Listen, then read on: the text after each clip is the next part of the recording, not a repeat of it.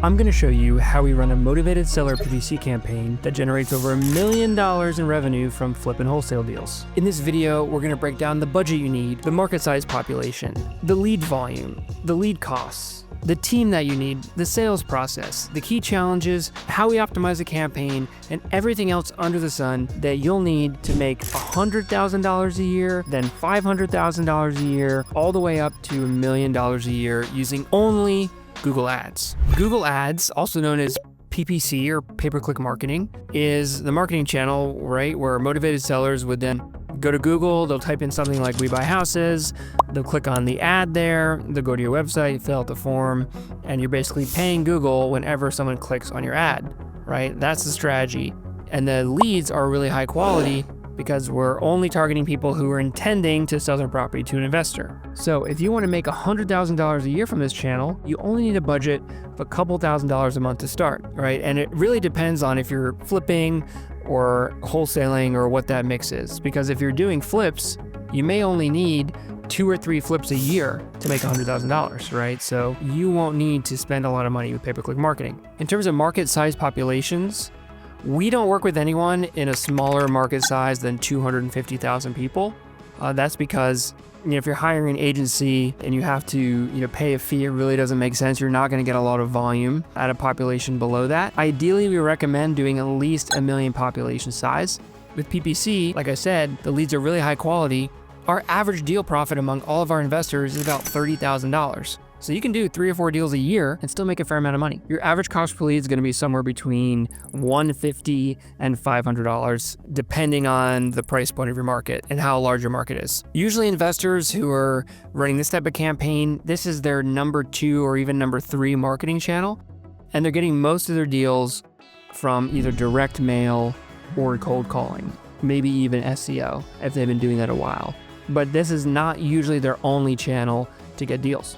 The key challenges for an investor running this type of campaign is that because their primary marketing channel is usually an offline strategy or cold calling, which generates a lot of lower quality but higher quantity of leads, being able to fit in these really kind of low quantity, high quality leads that are PPC, you need to make sure like your lead notifications are set up and you're set up in a way to get to the leads really quickly. Because with cold calling leads, if the lead's lower quality, you don't need to be on top of them right away. But for PPC leads, you need to be on top of them, ideally within 5 minutes or less. The other big challenge is just not having enough lead volume. Obviously, if you're getting 10 leads a month, that's not a lot of time, right? But every lead that comes in could be randomly through a time of the day or week, whatever. You need to be on top of them.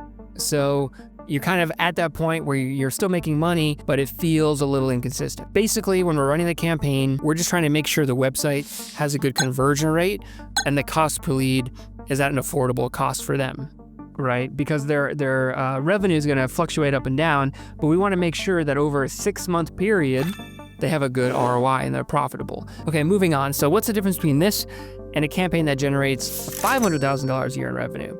So this type of campaign, the investor is going to be spending about $10,000 a month. The minimum population size for this type of campaign is between 2 and 5 million people at a minimum. The more, the merrier. Usually they're in a large metro or doing an entire state. Their ROI typically is between 3 and 8, I would say. Again, it really depends on if they're flipping or wholesaling or if they get a couple really huge, 6-figure deals. It can really change, the ROI in a given time period. But that's on average what we see. You're getting about 30 to 60 leads a month, and your cost per lead again is going to be between $200 and $500. And the larger your area, your lead cost might go down a little bit. PPC is either number 2 or on par with their number 1 performing marketing channel, split with like direct mail or their offline channel. So again, the lead volume is going to be lower, but at the end of the day, the ROI might be the same, or even their gross revenue might be the same because of how profitable the leads are. Usually there's at least one killer salesperson on the team who's really dialed in and is on top of all these PPC leads. Again, you need to get to them really quickly and you want to have your best salespeople handling these leads. The key challenges with a campaign like this is trying to scale to get to the next level, being being able to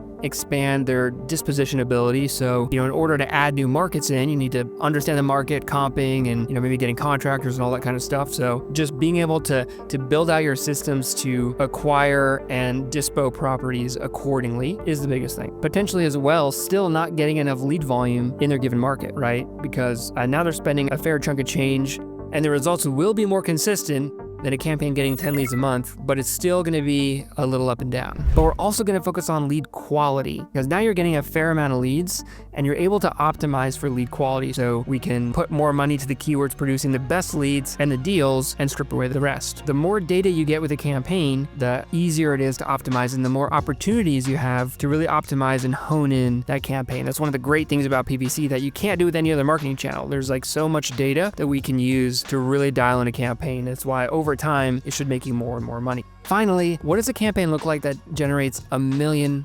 a year? This campaign, the investor is spending at least $20,000 a month. Their ROI is going to be 3 to 5, usually, around like 4 range. So they're spending $250,000 a year, and they're grossing, somewhere between $1 and $1.5 million.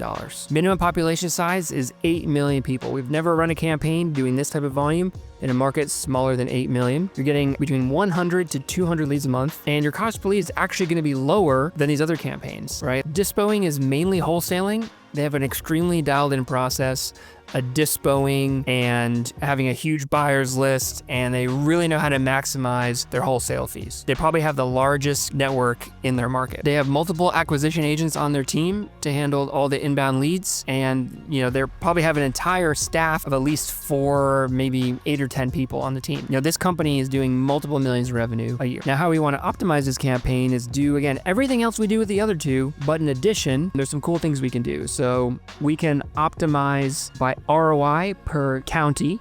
So if we have a statewide campaign, let's say has like 20 counties in it, we can see, because now we have we're doing 1,000 or 2,000 leads a year. We can look over a year time frame and we can see all the leads that have come in, all the deals, and we can actually we can manually see on a map what areas are producing the best ROI. And in Google Ads, you can have a breakdown of costs by any type of location segment. So we can see per every county you're in, all 20 counties, how much you're spending and how much revenue you generated. So now we can say, oh, well, this county got you a 10x ROI, and you spent $10,000 here and made 100. Well, in this county, you spent $15,000 and didn't get any deals. So now, again, we can start to strip away based on locations, because they have so many locations that we can play with.